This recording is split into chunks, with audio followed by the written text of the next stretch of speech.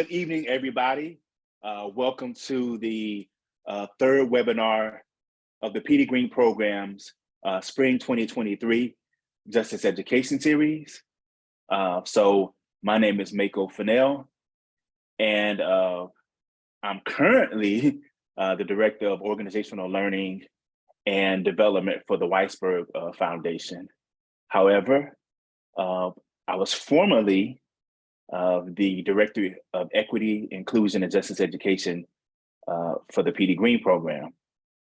And in that role, I was responsible for internal and external equity inclusion efforts, and working with volunteer tutors who support the educational goals of currently and formerly incarcerated learners by connecting them to the thinkers, activists, and scholars who focus on systemic change, so that they could not only understand the broader context and causes for incarceration and the educational environments that the learners that they support are experiencing, but also so that they could become advocates for systemic change, particularly related to educational justice. All right. And I'm also teaching a class this semester at Virginia Union University called The Black Family in the Age of Mass Incarceration, okay? So in partnership with the PD Green Program and the Center for African American History and Culture at Virginia Union University, we bring you this webinar with the question, what is to be done? And an answer to that is Black college students confronting the carceral state. All right, so in this class, The Black Family in the Age of Mass Incarceration, which was inspired by a 2015 article written by Ta-Nehisi Coates in response to the 1965 Moynihan Report. We've covered 3 themes in the course so far. So we've kind of understood like mass incarceration in the carceral state and its impact on the Black family as the first theme. The second theme, we looked at Black penology, okay? What are Black people's ideas about crime and punishment? And we read the book called Locking Up Our Own by James Forman Jr. Third, we looked at the criminalization of Black women and girls. And for that, we had a webinar 2 weeks ago where we were in conversation with Dr. Treva Lindsay, the author of America Goddamn. And so a lot of what we've talked about has been around the historical forces that have created mass incarceration. And how these and also the historical forces that created the carceral state and how these forces impact Black people and Black communities. But it would be unwise of us to only focus on harm. And so for the last theme of the course, and while we're doing this particular webinar, we're focusing on like Black freedom dreaming, okay? So the PD Green Program believes that in line with the Black liberation movements, that those that are closest to the problems, or those that are most impacted by systems that harm, like the carceral state, should be the ones leading the efforts to bring about change. All right. So we're looking at this question of like, what are Black people, in this case, what are Black college students doing to confront the carceral state? And part of the reason why this is important to the PD Green Program is because in 2021, we launched efforts to recruit, elevate, and support Black volunteer tutors, okay, that are supporting the educational goals of incarcerated and formerly incarcerated learners. Why? We know that the incarcerated population and those who are returning citizens disproportionately identify as Black or Latinx, okay? But in the spring of 2019, the PD Green Program's volunteer base, of that volunteer base of around 800 volunteers, only 12% identified as Black or African American. So we set a goal to make sure that by the end of the 2024 semester, that 20% of the PD Green Program's volunteer base would identify as Black. Okay, and so the PD Green Program has made significant progress on that. As of last fall, around 16% of the volunteer base identifies as Black. And so not only was that a goal, but two other goals around these efforts to recruit, elevate, and support Black volunteer tutors was to increase the support offered to Black volunteer tutors who are going into a carceral space and who may be experiencing stress, strain, or trauma as a result of volunteering in a racially oppressive space. But then also we wanted to prepare Black volunteer tutors to be advocates for educational justice, okay? And we started off these efforts at Howard University, where about 50% of the Black volunteer tutors for the PD Green program come from Howard University. And in the third phase of this project, we will be extending to another HBCU, but also increasing our efforts to recruit and support Black volunteer tutors across the PD Green, like 30 different campuses where the PD Green program gets tutors from. All right. So tonight, we are thinking about what does it mean for those that are closest to the problem to do something about it, or to take the lead on doing something about it, okay? And so the panelists that we have tonight for this conversation, what is to be done, Black college students confronting the carceral state, are students that lead student organizations at historically Black colleges and universities, okay? And they are particularly involved in what's called educational justice, okay? And so these panelists are going to talk to us about why they do this work, why it's important for Black people and Black college students in this case to be taking the lead on this, and their experiences with that, what their needs are, and to kind of address what may seem like a insurmountable task, that there are multiple forces that are attempting to delegitimize Black life, and multiple forces of the carceral state that attempt to punish and exclude Black folks from freedom and living like whole lives. But these students are deciding to do something about it. And we're gonna talk a little bit about that. All right, so to moderate our conversation tonight, we have Kalia Harris, who is a former student organizer who now serves as the executive director of Virginia Student Power Network, which supports student organizing throughout Virginia. So I will hand this conversation over to Kalia, who will then introduce the panelists and begin our conversation. Thank you so much, Mako, and thank y'all so much for being here. See, we got a nice little full house in here. So we're gonna have a great conversation. My name is Kalia Harris, as y'all heard. I use she, her, and aya pronouns, and I am the director of the Virginia Student Power Network. We are a statewide coalition of young people organizing for accessible, diverse, and democratic higher education here in the Commonwealth of Virginia. And we have all types of awesome student and youth groups within our network that are running campaigns on a span of different things. And our staff really works to support the work that they're doing and training folks up to change the world that we live in. And so y'all might be wondering, what is this big network fighting for? We're fighting for freedom. We want a world in which we're breaking free from policing, we're breaking free from the carceral state, and everyone has access to education, and that we have real decision-making power in our education and governmental institutions. And I come into this work as a lifelong student of our movement. I'm a Black cis woman from a working class Black family, and I'm also a prison industrial complex abolitionist.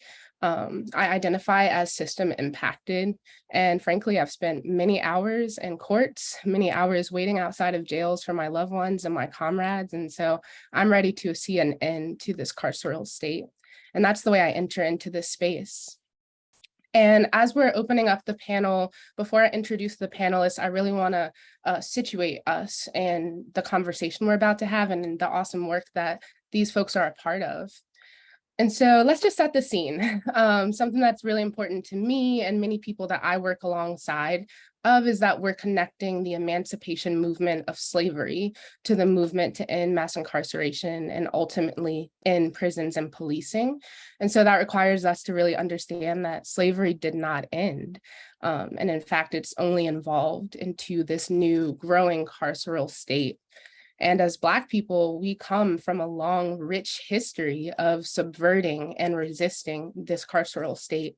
And so whether it was Harriet Tubman, who was quite literally a fugitive of the state, who was working to liberate other enslaved Africans, or Assata Shakur, who was targeted by the state for her involvement in revolutionary work, or George Jackson, who agitated both inside and outside of jails for freedom.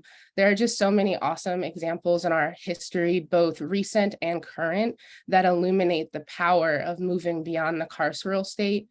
And it calls us to understand that the incarcerated folks inside are not only deserving of connection to the outside world, but that they are already working and resisting and transforming our reality from inside, whether behind bars or not. And let's just be real. We live in a country where over 2 million people remain incarcerated, and trans, non-binary, Black and brown, poor, and low-income people are the most directly impacted by the harms of the system, but they're also the ones that are resisting and co-creating knowledge. And our panelists can tell you that firsthand. So let's get into it. Let's introduce these awesome panelists that we have for our discussion tonight. We have folks from HBCUs, both Howard and Morehouse, who are here to share their experiences, and they are working alongside folks incarcerated to build genuine connections and change our world and themselves along the way. So we have Calvin Bell III, who is a junior political science and philosophy double major from Pennsauken, New Jersey. He is very involved on campus, y'all, including serving as a senator at large in the Student Government Association, a vice president of the Pre-Alumni Association, the president of the Morehouse Circle of Omicron Delta Kappa, and editor-in-chief of Howard Thurman Honors Program Academic Journal. We can't forget, Calvin is a member of the Morehouse College Glee Club. Yes, he has pipes. That's so awesome. But Calvin also, his relationship with his recently deceased incarcerated father has really inspired his research interests. So as a UNCF Mellon Mays Fellow and as a Quarterman Keller Scholar, he has been able to explore the impact of criminal justice system, not just on folks that are incarcerated, but folks who are outside of the system. And he hopes to change the carceral system, pedagogy, and the legal system through frameworks of political philosophy and public policy, pardon me. We also have Danielle Johnson, who is a graduating senior at Howard University, and she is majoring in biology and minoring in chemistry. Coming from Atlanta, Georgia, she has the ultimate goal of going into medicine and focusing her work on community health and engagement. Danielle realizes that education is a social determinant of health, with lower education levels being linked to fewer employment opportunities and poorer health outcomes. And through her work with the PD Green program, she hopes to play a role in changing this narrative by supporting the mission to eliminate barriers to access a high quality education. And she's been tutoring with the PD Green program in the DC region since the fall of 2021 at various facilities, including the DC Jail and the DC Youth Services Center.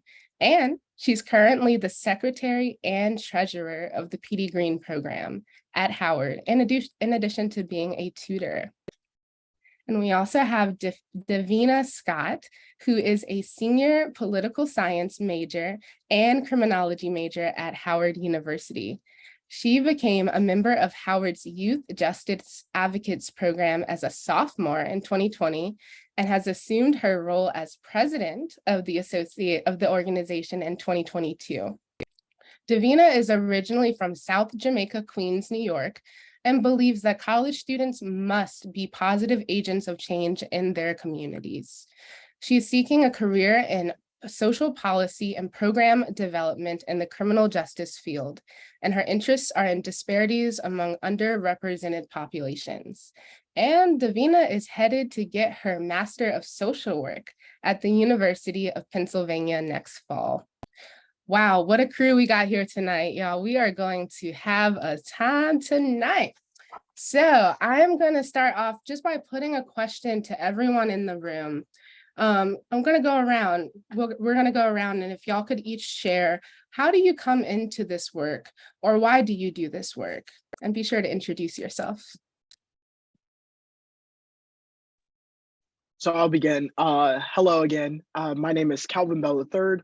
I'm a junior political science and philosophy double major from Pensacola, New Jersey, and also just a proud member of Morehouse College and scholar and student here. So the reason why I got involved in the work stems from my personal situation with my father. My father was system impacted and recidivism was very high for him. So he went in and out of the system several times. And then in 2020, my freshman year of college, he passed away while incarcerated due to neurological issues. And what that situation taught me, not only was that it impacted me as his son, but it also told me that the criminal justice system has inequities that are very vibrant and major when it comes to the prison industrial complex, as Kalia mentioned. And so my fuel to change the criminal justice system and to eventually and hopefully down the line abolish the system, because we know that it is not natural, it is human made to be punitive and disciplinary, is to ensure that this doesn't happen to someone else. So I utilize my situation with my father to fuel the work that I do. And since then, it has been something that I constantly go back to, doing research in, and being a scholar activist surrounding as I go into institutions that are widely impacting people who are incarcerated and behind bars.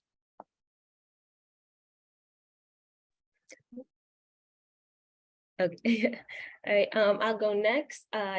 My name is Davina Scott. I'm a graduating senior political science major, criminology minor from Queens, New York, by way of Kingston, Jamaica. And I serve as the president of Howard's Youth Justice Advocates. My interest in the criminal justice system stemmed from growing up in South Jamaica and attending inner city public schools. I attended inner city public schools in NYC for elementary, middle school, and high school. And with each matriculation, I sort of saw my classmates, friends, family members fall off due to a lack of educational and mental health resources in schools. And that started off by them being first sent to alternative schools and then eventually being involved with the juvenile justice system and now the adult prison system. And so that's when I really started to view the school to prison pipeline and mass incarceration as like a larger cycle that is meant to destabilize Black and Brown communities. And I also saw how it negatively impacted our communities. And as someone who was able to make it to this academic space, coming from that, I felt like it was my duty to do something about it. Hello, everyone. My name is Danielle Johnson, and I am a graduating senior biology major, chemistry minor at Howard University, and I'm originally from Atlanta, Georgia. I come from a family, that's just very passionate about education, about being of service to others. And, a lot of the community service work that I've been involved in up until recently has been mostly through health, like community health, public health. But, through my volunteering with the PD Green program, it's really allowed me to not only recognize my system impactedness, like through my family, through a similar situation to what Davina said, like growing up, going to inner city schools, things like that. It really just allowed me to be of service to people in need in other capacities and still being able to like connect that back to my career goals and my passions. As someone who had never, been inside of a carceral space before, it was a very eye-opening experience, like going in for the first time, like being a tutor with the program. But, throughout the time that I've spent tutoring, I really enjoyed just working with the students that I see week after week and, hearing about their goals, their passions, their inspirations, and like them inspiring me as well to achieve, their educational goals. And I just know the power of having someone in your corner, especially when it comes to like pursuing education in an environment that's not necessarily as supportive as it could be and where there are lots of distractions. So I really just enjoy, being in that position to just be that support person for the students that I work with through my tutoring with the PD Green program. Yes, thank you all so much for being here to share with us this evening. So I'm sure everyone here is curious to learn more about what your organizations do. And so maybe we can go around and start with Danielle this time and go around the other way. And tell us about your organization. What do y'all do? Yeah, so the PD Green program at Howard University is a campus organization under the larger PD Green program umbrella. And as of late, it's really been fueled more and more by the HBCU Forward Initiative that Mako alluded to at the beginning of the conversation. And our mission and vision are largely the same as that of the national organization. We're working to support the academic goals of incarcerated and formerly incarcerated individuals through these high quality tutoring programs, and really just working to like educate and support volunteers about the injustices within the carceral system, and supporting them throughout this process as tutors. And the vision, is that down the line in the future, all incarcerated people have access to these high quality academic programs, and volunteers that are associated with the PD Green program are continuing to be advocates for change within the carceral system. And we currently have tutors, or within the past few years, we've had tutors at the DC jail, the DC Youth Services Center, and with the College Bridge Writing Program, also in partnership with the DC jail. And we have tutors going into these facilities for about 3 hours every week for the majority of the semester. And it really just allows us to build rapport, build these collaborative working relationships with the students that we work with, and just support them as they, work to achieve their educational goals, even beyond, their incarceration. And as an organization, we've been working to host more like campus-based advocacy events to really get the message out about the PD Green program, because we serve as, the on-campus representatives of the organization. And we try to do community building among our volunteers as well, not only connecting with each other, but also other chapters of the PD Green program throughout the DC region, and just supporting each other as we, continue to go into these facilities and experience what we do working with these students. That's incredible. It really is. And Davina, what are y'all up to over there with the Youth Justice Advocates? Yes, of course. Howard's Youth Justice Advocates, it's a mentoring organization founded under the Office of the Dean of the Chapel at Howard University.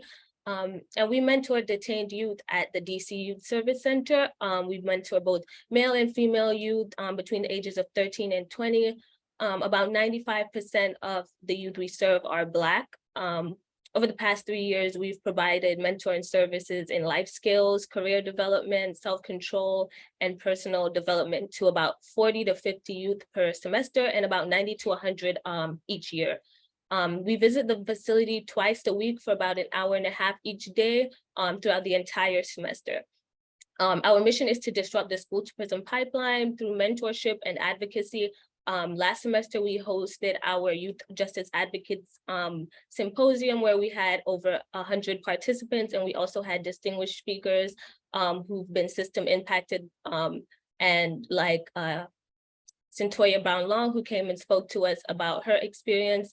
And we wanted to spread awareness like that. Our goals are to expose our mentees to different aspects of the world, to teach and encourage emotional awareness, and to encourage mindfulness, wellness, and personal development. That's incredible. And that symposium sounds like it was really powerful. And Calvin, bring us home. Tell us about your program at Morehouse.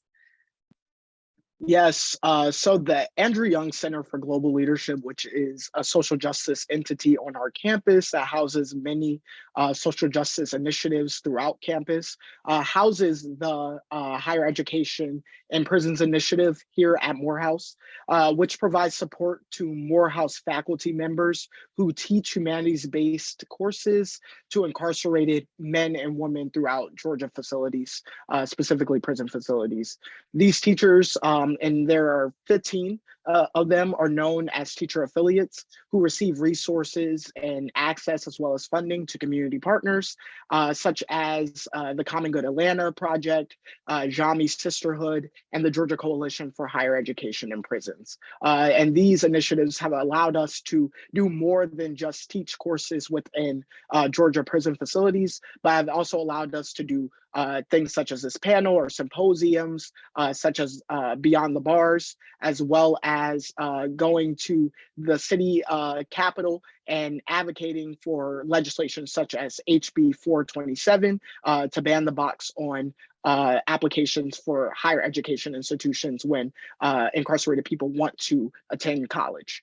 And so since then, we have expanded our program as of last year going into this year, where students now can be student ambassadors and assist these teacher affiliates in the prison facilities, as well as get involved in different initiatives.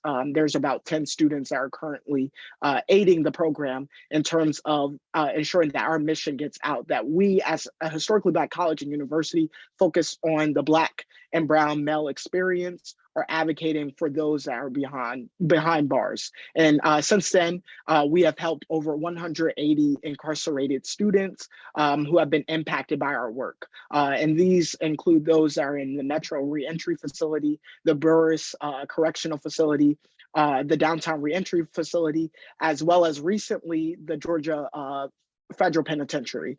So this has allowed us to do a lot of work, not only when it comes to teaching courses, but also being able to advocate on their behalf throughout the Atlanta region and Georgia in general. That's powerful stuff.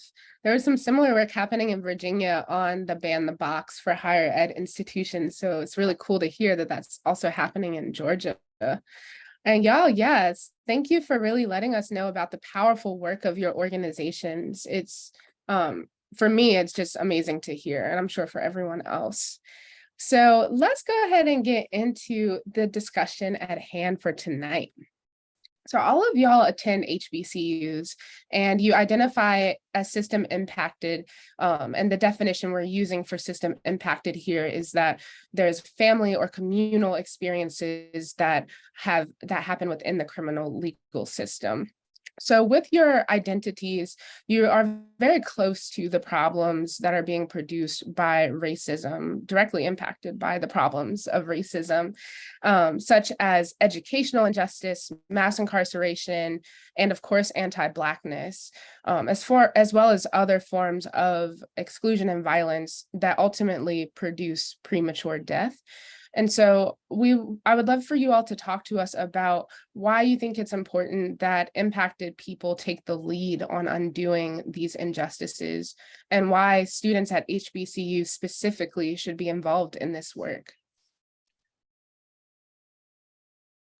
Yeah, so I'll start. I think that those who are justice impacted are going through the motion or emotions of their experiences. And so to be able to interact with those that are behind bars and going through these traumatic experiences where they're worried about what happens once they leave and re-enter society. It's important that we be that bridge and that guide for them as they come back into society, and to ensure that they have the opportunities that they need. Because what happens is when you go into prison facilities, you tend to lose your civic engagement as well as your rights as a person of this American society. And so it's reassuring them that they have claim and citizenship to this society that was built by our own hands, specifically Black people. And when it comes to historically Black colleges and universities, we should be at the forefront of this. We were at the forefront of carving a sense of society for those who recently were enslaved and now had to figure out what they were going to do to ensure a better life for themselves. And so historically Black colleges and universities are not new to this game of ensuring that Black people have a way of becoming even better, both financially, socially, as well as civically, to ensure that our voices are amplified. And I think that right now, being able to implement prison education programs within historically Black colleges and universities serves as this new underground railroad that is new, innovative, and ensures that we are the ones that are leading the charge to ensure that disproportionately impacted people have a say in the lives and their lives and what they do once they leave. Yeah, I definitely agree with what Calvin was saying. You know, I feel like it's really about shared experiences, right? Seeing people who look like you and understand where you're coming from not only like builds that sense of trust and understanding, but also kind of just shows that the community that you come from really still supports you and like hasn't turned its back on you, even though society tends to like try to shun people like who are incarcerated and things like that. And, you know, when we look at the number of incarcerated people like in the United States, like was mentioned a little earlier, like it's overwhelmingly made up of people who identify as Black and like other minority people. So, you know, there's a high likelihood that Black people on the outside as well either were personally affected by this system or know someone who has been. And even when we look at like the tutors at Howard, just over half of our tutors identify as system impacted as well. So it really puts us in a unique position to like, we not only have that connection to the work, but it's like we put her in a unique position to like continue to advocate for change. And as far as like HBCU students, you know, we have lots of resources on campus to be of service to the community, you know, through programs like the PD Green program that has campus organizations at many different colleges, and even through like different offices on campus and other resources that we have. We really just, we're in a good position to just help to lead the charge to make an impact for sure.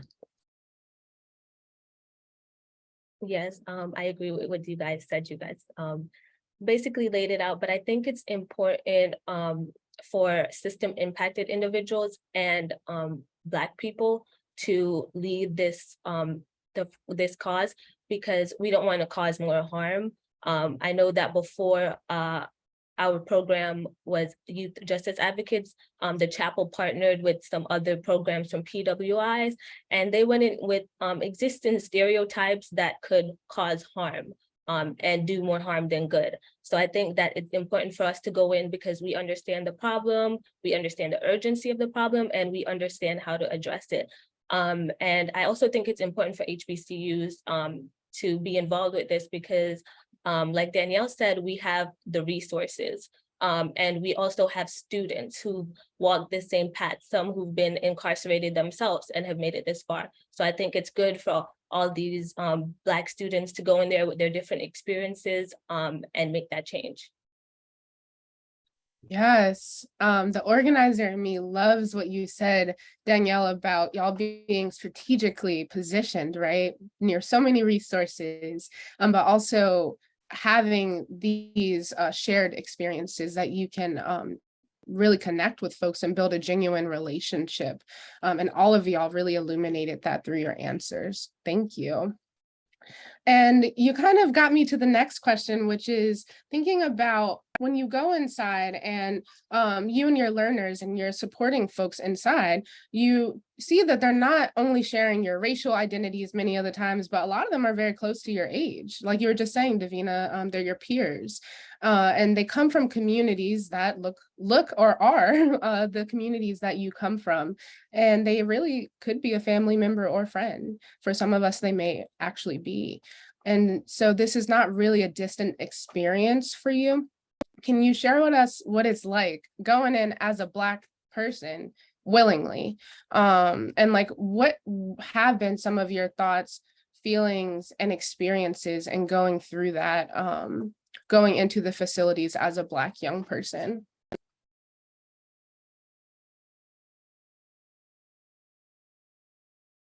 I can go first. I would say, my first time going into the facility when I first started tutoring, it's kind of crazy to say, but like it kind of reminded me of my high school, like going to an inner city high school, like just when I was getting to the facility, like having to go through the metal detectors and being subject to search, like people yelling, like all of those things. It was like a strange sense of familiarity for me, which of course is not like a good thing at all, but it was almost like a visualization of the school to prison pipeline. It was just a very weird situation. But on the other side of that, going into these facilities and working with these students, like you were saying, I was able to recognize that, wow, this could easily be my brother, my cousin, a peer of mine. And it just allowed me to connect with these students easily and really just work with them and continue to try to build that relationship and just recognizing the humanity in them as well. Yeah, like Danielle explained, I think it's very chaotic going in. I don't think you even have time to process when you're going in. It's a lot going on. You're being searched. There are doors banging. So it's very heavy. But I think for me personally, leaving is where a lot of emotion come in, because then you have a lot on your mind. Like, did you say the right thing? Was it impactful what you did? And then also, they look forward to seeing you. So it's hard to leave as well. So I think I personally feel more emotions leaving the facility than going in. One of the things that I realize is that there tends to be a pornographic nature surrounding the carceral system, in which people watch Weed TV and these other detective shows or Scared Straight, and then that's their experience or how they create these assumptions or stereotypes surrounding what the carceral system is and looks like, and the people that they'll be interacting with.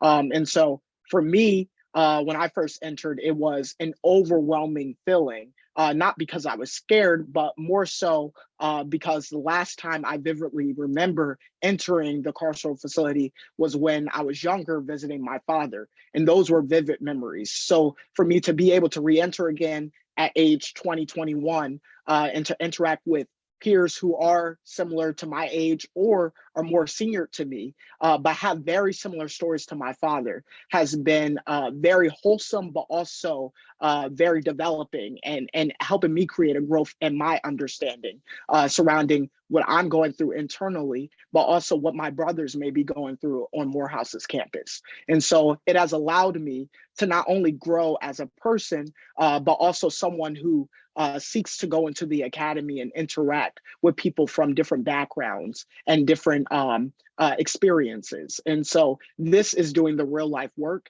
And I don't take these experiences for granted, but if anything, I try to take something with me as I leave the facilities and then disperse that knowledge to others who may not know what that experience is like. Yes, y'all. And Davina, I have to say, I really do resonate with what you shared. The first time I went inside was during grad school, and I went to the Graterford State Prison in Pennsylvania, and it was all juvenile lifers in that facility. And the hardest part for me was leaving and like, where are the keys? You know what I mean? Like, it's time to free our people. And so it was really difficult to really process that. I don't know that I fully still have. So I really appreciate y'all sharing your experiences. Now, when we are actually looking at folks who are inside, like you were just saying, Danielle, it's clear that it's Black and brown folks, it's poor and low income folks, it's trans, non-binary folks that are most targeted by our so-called criminal justice system. And with that being said, they're also resisting the oppressive systems and producing knowledge. And each of your program really creates opportunities for Black youth to learn, to grow, and to create alongside other folks who are incarcerated and from the outside. So can y'all share something powerful that you've learned through your journey with your work?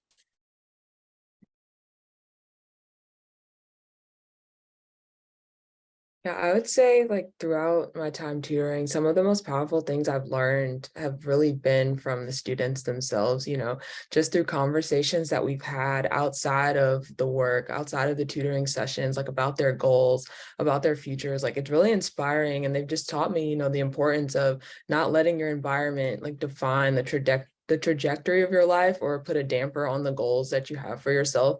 Some of the students that I talked to rather, there was one in particular, he was telling me about how he wants to start a nonprofit for patients with cancer that can't afford the chemotherapy, because that's something that's like close to him and his family.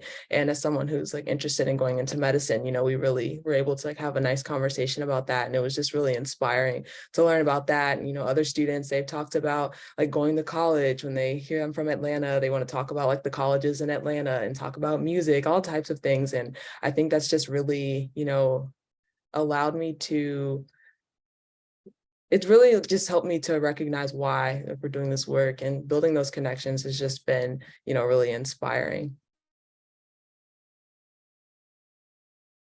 Oh, that's wonderful. Does anyone else want to share some lessons you learned?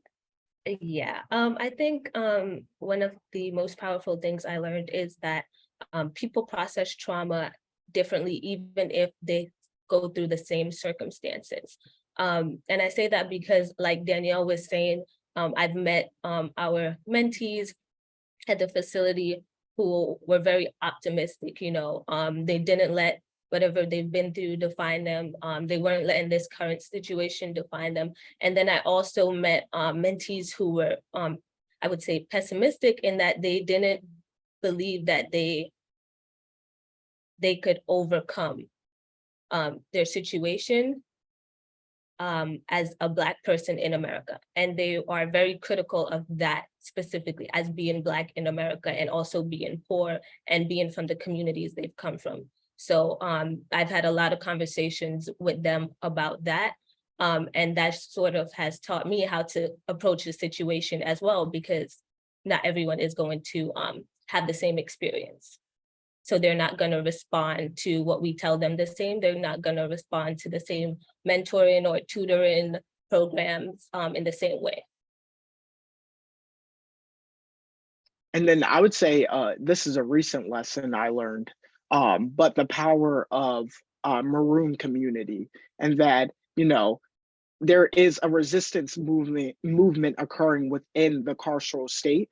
But then at the same time, there has to be a network of resources and programming outside of the carceral state that is implemented into the lives of those who are incarcerated. The experience came about because we entered the federal penitentiary, which tends to be higher crimes or higher sentencings for crimes. And we went into the library, and there were typewriters where students had to do their resumes on or write their papers. There were outdated computers where it had law software on it, but several different cases that people utilized to access for their own cases, they were not able to access. There were limited number of books. Because there's a certain quota that students can have in terms of book access, and that facilities can get their hands on. There were Dell computers in terms of new technology that were there, but because of the bourgeois, and because of the bureaucracy surrounding the criminal justice system, there are layers to how far you can go in terms of getting access to certain things. And so there can only be but so much Maroon community within the carceral state in terms of resistance without actually having a network or a system or a chain reaction outside of the system. And when we talk about system impacted, it's important that those two things work in tandem with each other to ensure that we truly move towards an abolitionist state. Calvin, yes. As soon as you mentioned Maroon, it just like my hand started sweating with excitement. And I'm happy to hear some acknowledgement, right, that there is really a burgeoning movement inside of folks working to get free that are helping us to understand, like you were saying, Davina, our own understandings of our Blackness and just how monolithic or not monolithic that is, how much variety there is in our experiences, and how there is kind of a need, right, to not only have the movement, acknowledging the movement inside, but us on the outside as student organizers, as youth organizers, working in tandem with that work to get to freedom ultimately through our programs and our campaigns. Yeah, Mako, I see you got your hand up. Yeah, so I think what this also does, it helps disabuse like folks that are going on the inside of saviorism. Okay, and so so it's one thing we say that we're trying to disabuse our volunteers of white saviorism, but saviorism is part of like a Western like ethos. It's part of like how we were bred and thinking in the West, and in particular America. And so when Calvin mentions these maroon communities, it made me think about something that we try to help volunteers understand in their training, is that like we are not saviors, and that we are joining with other folk who are doing this work, but also for all of us that are on here had people that was locked up, and they always, my folk in my family, kinfolk, friends, came out smarter. And because they were reading on the inside. When I taught on the inside, I told the brothers, I was like, look, I am a scholar of African American history. You probably know more about African history than I do. So my job here is to connect these pieces. And so there's an indigenous culture of learning that's already happening. And so that changes the verb that we should be using, and not that we are bringing education or bringing opportunities to them. That is saviorism, that is colonialism, and it denies that the agency and the desire that folks already have for some forms of freedom, and that they are already you're not bringing something to them, you're partnering in their educational journeys. You're partnering in their educational journey. So thank you for that, for connecting those things. Yes, y'all. And so the next question we have is about the correctional facilities. And Danielle, you had actually alluded to this earlier, thinking about how they are intentionally, in many situations, they can be placed away from our communities. I know in DC, it's a little different. And so when we're thinking about people being removed from our communities, that really creates a break in our collective connections and our wholeness, particularly in our Black communities. And can you all just share how these experiences have helped you to shape your understanding of yourself and to your understanding of your Blackness?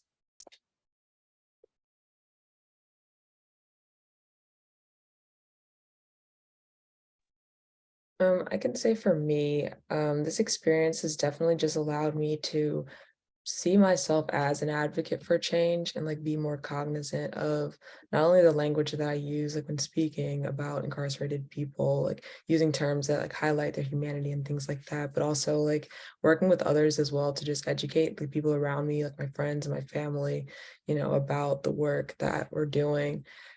And, as far as an understanding of Blackness, when you talk about the Black experience, as far as like many different aspects of Black life, right? Looking at music, culture, different people, like the effects of racism, et cetera, like this is a legitimate component of the Black experience as well. As a Black person, there is an increased likelihood of you, like either being personally involved with the carceral system or knowing someone, who is involved. So it just encourages me to like continue to want to educate my peers and continue to work towards a future where, that's not the reality. And I would add that there is like a level of realization for me, because I share my name with my father. being the third generation. And so that sense of identity that I think a lot of people who are system impacted, but or family members go through is that sense of attachment to someone who is incarcerated, whether their name will be tarnished, whether that person's crime or being incarcerated will be always associated with that person.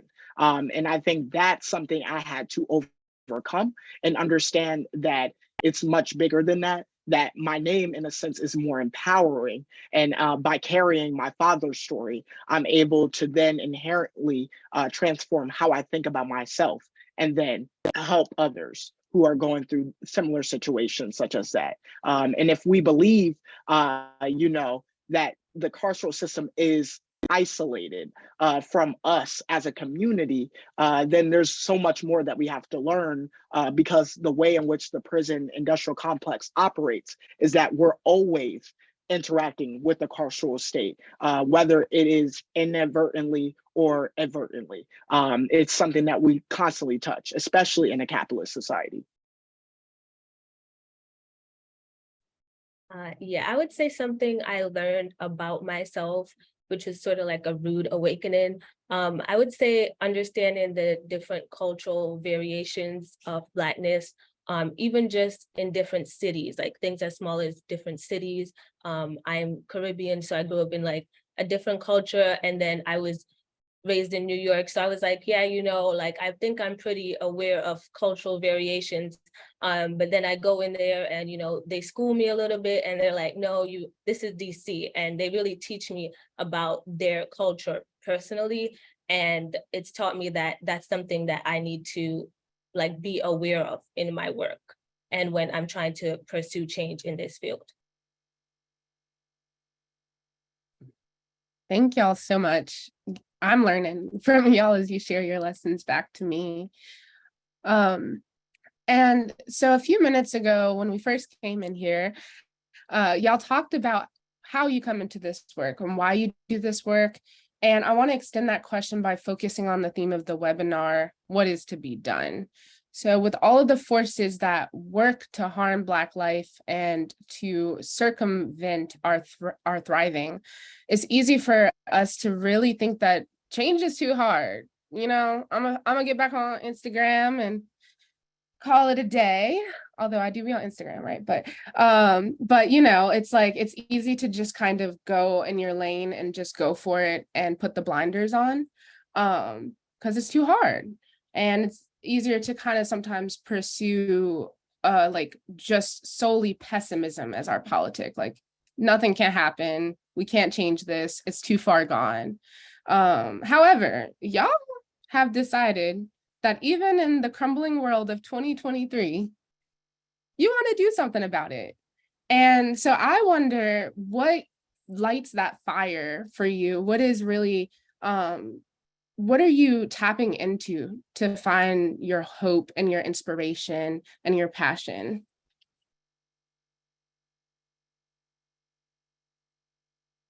I think my hope comes from, well, I know my hope comes from my people, like seeing Black people being on Howard's campus and seeing all those Black faces and going into the facility and meeting all these Black young people and their different personalities and their many, many talents.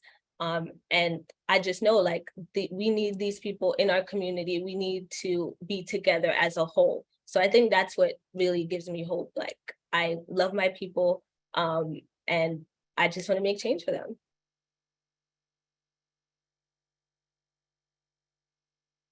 I think there are two things that give me hope. The first thing is measuring impact. And I saw that as one of the questions. At least in the statistics that we've seen, about 76.6% is the recidivism rate right now in the United States. However, we've seen that programs such as ours have almost narrowed it down to below 1% since 2008, at least in Georgia. And when you introduce college level courses, it drops it significantly to about 13.7%. And so in terms of measuring statistically empirical information, we have that. But at the other hand, it's the sense of I'm making an impact when I see that someone comes back to the class week after week and says, I still am motivated to create something new, keep writing, keep dialoguing, because they could easily not want to come. And then I also see an ambition to want to come, despite the fact that, like I said, there's a lot of bureaucracy where sometimes they can't even get out of their cell because, you know, there's a line of order that they have to go through, or paperwork that they have to sign, or something that they have to fulfill with the parole officer before they can even re-enter the classroom. But that sense of motivation, optimism keeps me coming back because I see that we're making some sort of impact and they're making an impact on me. Yeah, I definitely agree with what you said, with what you said, Calvin, about like finding hope in the student's ambition for sure. Just even when it feels like what you're doing is getting repetitive, or like you don't know, kind of what Davina was saying earlier, if what you're doing is actually making a difference, just working with them and seeing them continue to come back week after week and want to work towards their goals. Like it's, you know, it's really inspiring. And I also find hope, you know, in instances such as these where we're able to connect with other people, other organizations with similar goals, and organizations that are just working towards that common goal of a more just, a more fair, more inclusive society. So yeah, those are the instances where I find hope for sure. Yes, and it's incredible youth like yourselves that give me hope and joy. If I ever think that we're doomed, I remember there's like a whole generation of us that are fighting, and a generation after mine that's fighting as well, for freedom. And so I'm so glad that y'all are finding hope, and I hope that you're able to continue tapping into it, because we know burnout is real, and taking pauses when you need to as well. And in that vein, I wonder, like, this work is taxing. So what are the ways that you all take care of yourselves?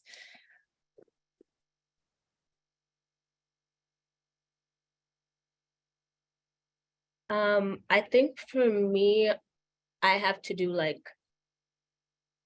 just shut down days and, you know, off social media, because it is heavy going into the facility and then doing this work. It takes a lot. And I think sometimes I just have to step back for a day, because of course we have to keep running for just a day, and just take a moment to myself, but also taking a moment to debrief with the members of my organization and students who are involved with this work, and talking about how we feel and what we're going through, and having that group support. Yes, we are a fan of debriefs over here. They really can be healing. Yeah, I agree. Definitely like talking to my friends and my family about my experience, about like, you know, the students that I work with, about the cause that we're working towards. It's something that, you know, like you're saying, helps me to debrief, and, you know, discussing with the other students and PGP at Howard as well. You know, it's very helpful, and it's very beneficial to know like there are other people who are going through the same thing, and us like talking about our experiences kind of helps us to get through and continue to be advocates, you know, for change. And I think on top of that, just doing a lot of self-care, you know, just doing activities that help me relax, help me to, you know, reflect, doing things like yoga or like going hiking with my friends, stuff like that just really helps me to kind of take care of myself so that I'm able to continue to do this for the long run. Yeah, I was gonna say that sense of self-care. It took me a minute to find it, because sometimes when you're so motivated by something, you want to continuously put your time into it. But sometimes, you know, you have to realize if you're not good yourself, you can't help others. So of course, that yoga or journaling, that's something new that I've gotten into, because it has allowed me to really write my thoughts out. Sometimes, you know, I just say things, but if I have written responses to those things, then I can really think through what I actually believe in. Yes, thank y'all. That's my thesis research, is on how activists take care of themselves. And so I really appreciate y'all answering that. And I'm actually going to pass it over to Mako to take over for a little bit and ask some more questions.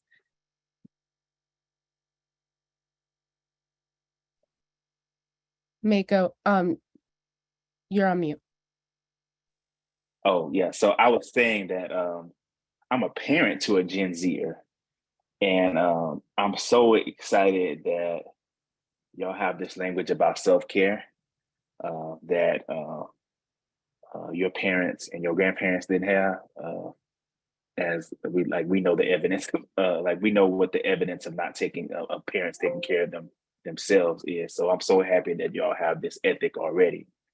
And I'm also excited about the engagement that we've had because it's, we began this endeavor, the PD Green program began this endeavor to recruit, elevate, and support Black volunteer tutors, 2.5 years ago. And I'm glad that we've put out reports about this work, and we explain why it's important. They had raised a few dollars, but this conversation is evinces why Black tutors matter, or why Black student organizations matter to the work of educational justice, and also the support that's necessary. So I just wanted to say, I'm so proud of this particular moment. I have 3 individual questions, and so the first is going to go to Calvin. So as most of us know on here, colleges and universities are often promoted as places where young people go who are on the right path, who would be leaders of the future, and who are ultimately good and successful. Okay, this is especially the conversation had with many Black prospective college students thinking about PWIs and HBCUs. And so it is, my generation carries a lot of student debt because we were sold as college as the pathway to success. Okay.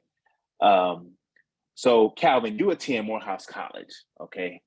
A place whose brand is not associated with, but whose brand is creating the ideal successful Black man that will reach Black patriarchal success, okay? However, you choose to support the educational goals of people considered to be failed Black men, okay? So how have you sat with this tension? What has been your experience entering these carceral spaces as a Black male identifying person? Yes, so I think that tension is vital and important to dissect and analyze, because of the mere fact that I think Morehouse is even wrestling with the fact that there is no ideal Black man, or no ideal Morehouse man. Our race is not a monolith. So when you step on Morehouse College's campus, you'll see so many nuances in terms of Black men, from scholars to business students to skateboarders to artists to musicians. There's so much nuance. And I think that makes our college so vital and important. And so when I enter these carceral spaces, I take that notion in with me, that they're as excited as I am to be in conversation with one another, in community with one another, to be able to say, for a lot of them, they receive folders from Morehouse, notebooks from Morehouse, and it puts a smile on their face because they feel a sense of community and belonging to that space. And so it's vital and important for us, specifically my Morehouse brothers, to be able to wrestle with the fact that a lot of us are system impacted, yet we don't have the language to articulate how we feel. And so being able to go into these spaces and to interact with those who are incarcerated allows us to not only develop, but also allows them to have a level of growth to ensure that we are fighting for what our mission stands on: servant leadership, and breaking down the system that many of us interact with daily. Thank you for that, Calvin. At Howard, we haven't had a Black male identifying student, a volunteer in 2 years. And so, I've done a lot to talk about why that may be the case. And, we know that persons that identify as women or check boxes as women are going to college at higher rates than those who identify as male, graduating, and the messages around avoiding these facilities to multiple like gender identities. Yeah, so thank you for that question. I next want to go to Danielle. And so in your volunteering and your training with the PD Green program, particularly as you receive like increased support through the HBCU Forward Initiative, there's been a lot of conversation around language, like around the carceral state and volunteering, and like what it means to be like system impacted.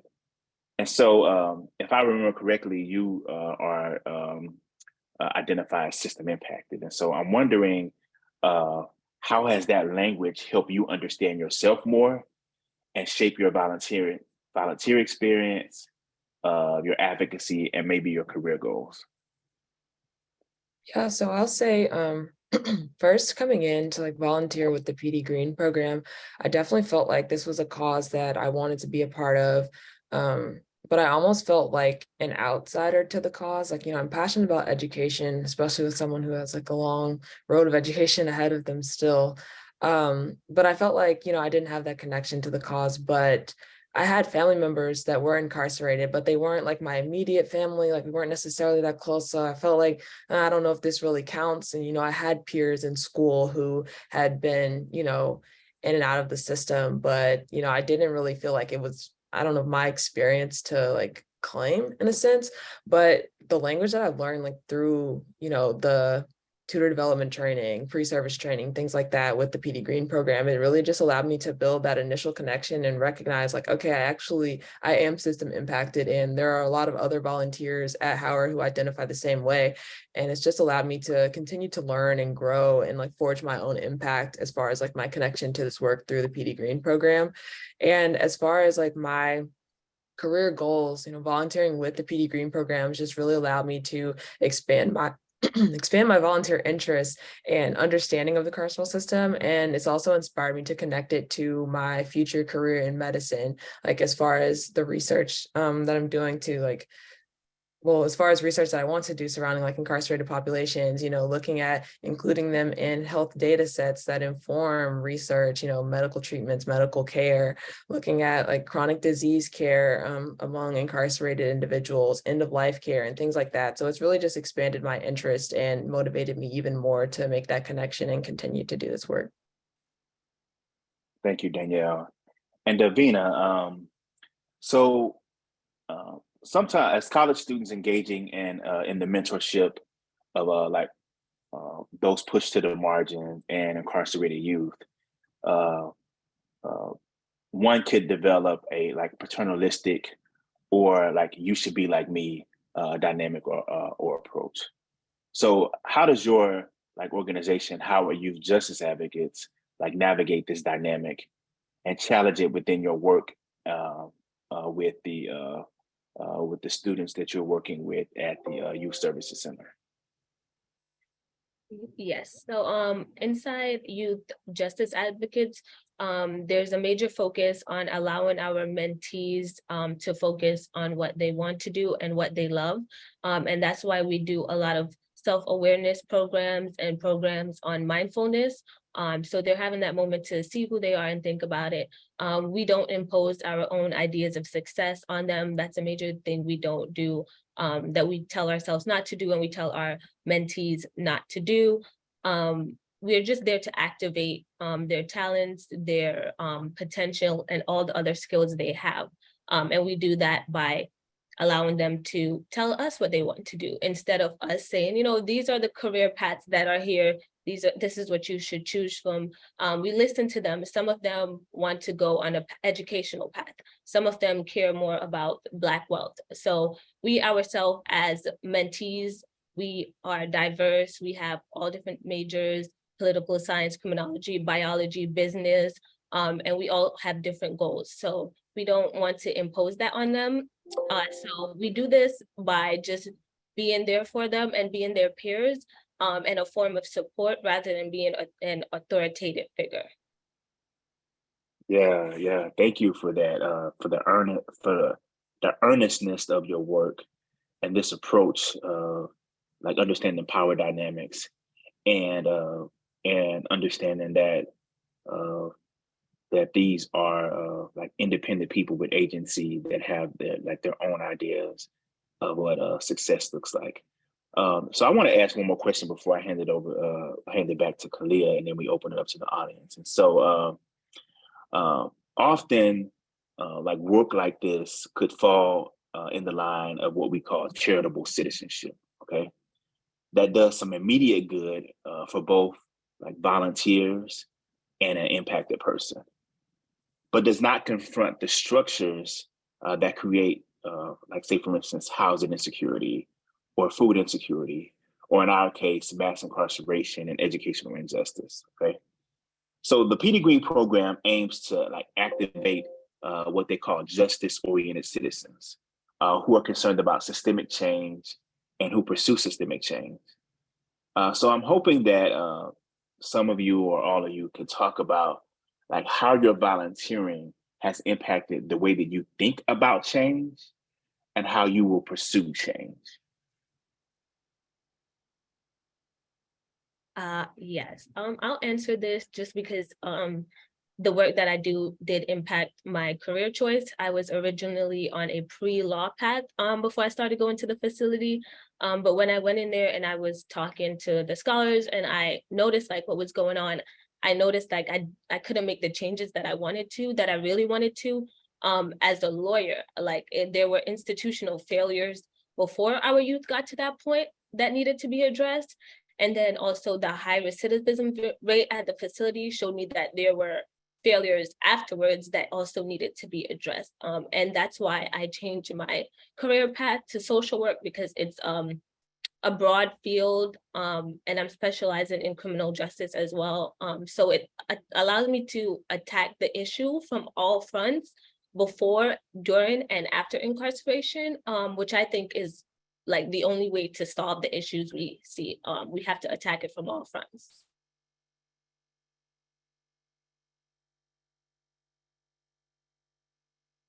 For me, it's more so how it has allowed me to develop my scholarship and want to pursue a JD PhD in some kind of concentration or field. For me, I've realized when I had the opportunity to intern on Capitol Hill that, you know, the law can be utilized much further than just being a lawyer, an attorney in the court, but you can utilize it to create judiciary policy.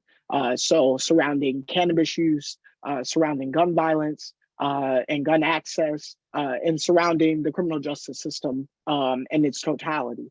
And so for me, I really want to utilize the law in that retrospect. But also, I think, you know, it's important to have new up and coming critics and social critics of the way in which our society operates. And so for me, I want to go into the academy and be some sort of public scholar or thinker to really cultivate and create programming surrounding issues such as this. And eventually maybe even create my own prison education program based on my experiences in undergrad.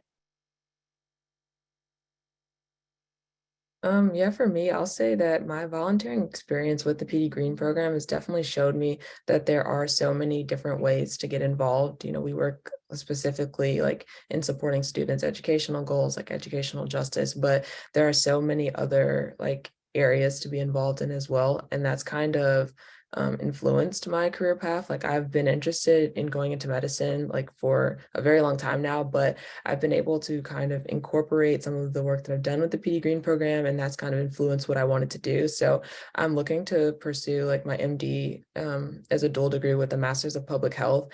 And I really want to just incorporate, you know, some justice oriented work in that front, kind of what I was talking about earlier, looking at things like end of life care, chronic disease care, and just bettering the healthcare system overall for incarcerated individuals.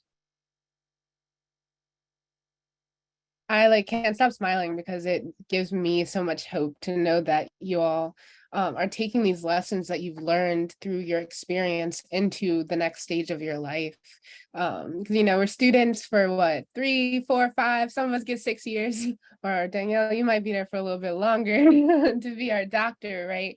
But your identity as a student in a school, it only lasts but for so long before you're kind of out into the world. And so it's wonderful to hear that this commitment that you're making to justice is beyond the time that you're at your institution. And I'm really excited to see where you go with it. Might have me a new doctor, have a new lawyer, got a social worker on call. Watch out, y'all. All right, so as we kind of come towards the question and answer section, I do want to just open up the floor again. Is there anything else that y'all want folks to know about you, about the work that you do, or just about the topic at hand? I would say about the work that we do, all of us, I just want to say that it's important showing up. Just showing up is important. We have a lot of people going there. They notice if you miss one session, and they'll check you the next week. But that shows you that they look forward to it. It makes them remember that they're important members of our society and we remember about them. So they're not like forgotten just because they've been isolated from us. So that's what I want most people to know. Mine is more so check your privilege. I think when you walk to the polls and are able to vote, consider the fact that felony disenfranchisement is around.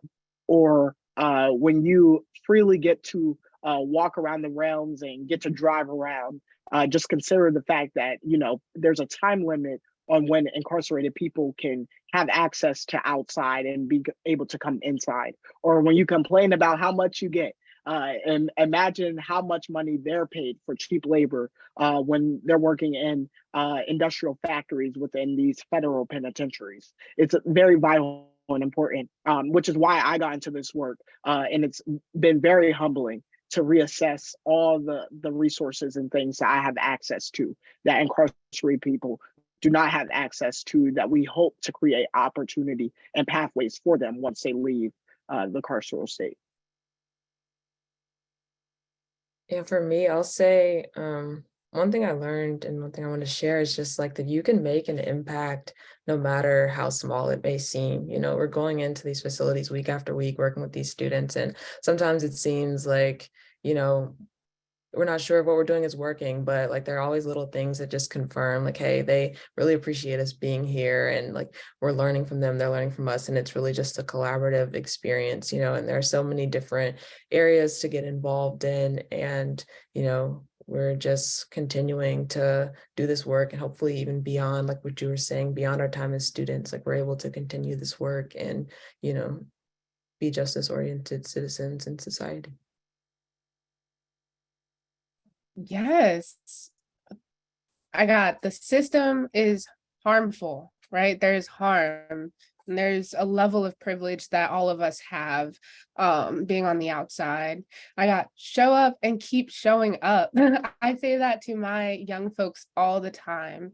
That's sometimes the hardest part is just consistency, and that we're growing through this whole process together and learning. So y'all, thank you so much for sharing. I know that the audience is getting knowledge because I should have pulled out my notebook by now to take some notes. So let's see. I think we do have a few questions here in the audience. I'm gonna try to field some good ones. Well, they're all good, but let's see.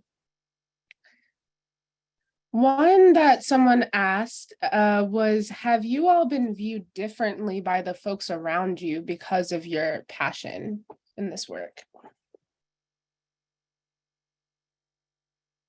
I wouldn't say I necessarily have been viewed differently, but there has been a lot of inquiry that students have that have not had the experience before of going into a facility. And so for them, it's a lot of, in a sense, ignorance or a lack of knowledge on the institution itself. Because like I said, a lot of them, their resource is media. and specifically social media. And so that's where they derive their knowledge. And so that's what has come up. And then also at Morehouse, we embrace political discourse and debate. And so there's constant debate back and forth about the prison industrial complex. And, you know, a lot of people try to quantify, you know, crimes and whether someone has more access than another person in terms of what they do and why they're incarcerated. And so it's important to always stand on those morals and my values and why I care about the institution. But I'm constantly learning as well as they are.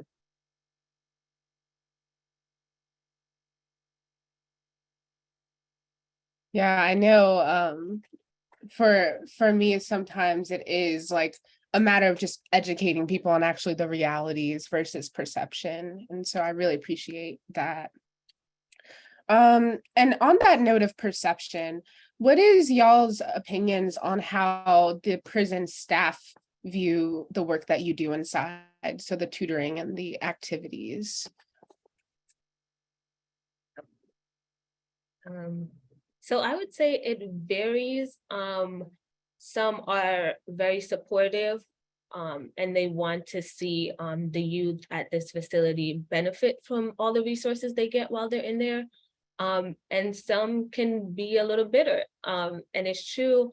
I've talked about it with people who've been in carceral spaces, working in carceral spaces, and it's a common thing for staff to be sort of jealous about it. They don't think that they deserve it, and they don't think that they should have all these resources.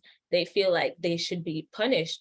And so it can be, you can sometimes get that attitude from them based on how they feel towards these individuals. But yeah, it does vary. Yeah, I was gonna say the same thing. It's definitely different experiences, really just depending on the person. You know, there are some staff that are very supportive that, you know, when we're in the classroom and they're there as well, you know, they're encouraging the students like, hey, you know, let's pay attention, let's really focus on this. And there are other times where staff, they kind of can be a distraction, you know, from the work, from the goals at hand. So it really just depends. But I'd say overall, the staff that that I've encountered have been pretty supportive of the students, you know, as they work towards these goals that they have as far as their education. That's good. And yeah, I would imagine folks have varied experiences with staff, especially depending on the facility and even how the level of what type of facility it is. I had one more I wanted to ask y'all from this. Make, are you coming on though? Yeah, we got to Okay. transition. We got to Okay. transition. Right. Yeah. Okay, well, no, sorry to folks that we didn't get to your questions, but just know that these folks are so full of knowledge that we could ask questions of them all night. I know I could. So let's go ahead and move into the last part of this, which I feel like I'm passing it back to you, Mako, for that. Yeah. So you're passing it to me and I'm passing it to somebody else. And so thank you all for hanging out tonight. Please don't leave yet. But I hope that you've been able to get some answers to two things. One, why it's important for people that are closest to the problem to be taken on the lead, and how that, like, why it's transformational.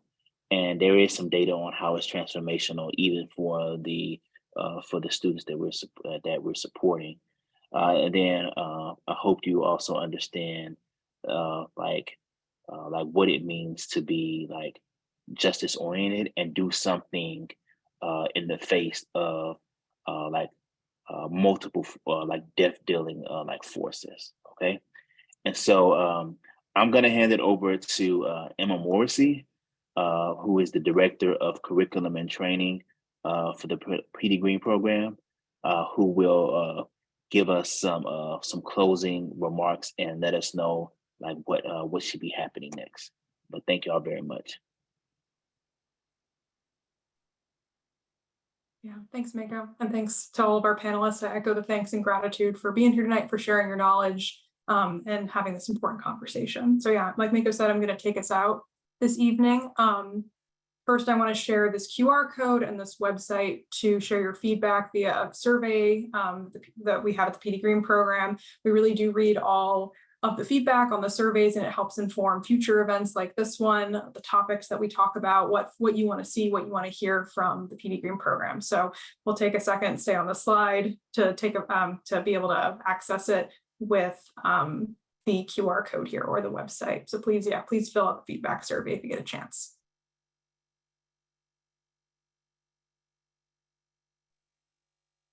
And give money to the PD Green program. Thanks, Mako. Yeah, I think that's our next slide here. Yeah. So yeah, Okay. Events like this are possible because of donations to the PD Green program, and our work is possible because of generous donations. So if you're able to, the QR code is here to make a donation to the PD Green program. Thanks. I think that's it here. I'm gonna have one more. Oh yeah, and so if you're interested in learning more about the PD Green program, staying tuned for future events like this one, please follow us on Twitter, Instagram. That's the best place to find out about what we've got going on. And I think with that, I really appreciate everyone being here. And yeah, your participation. Thank you so much.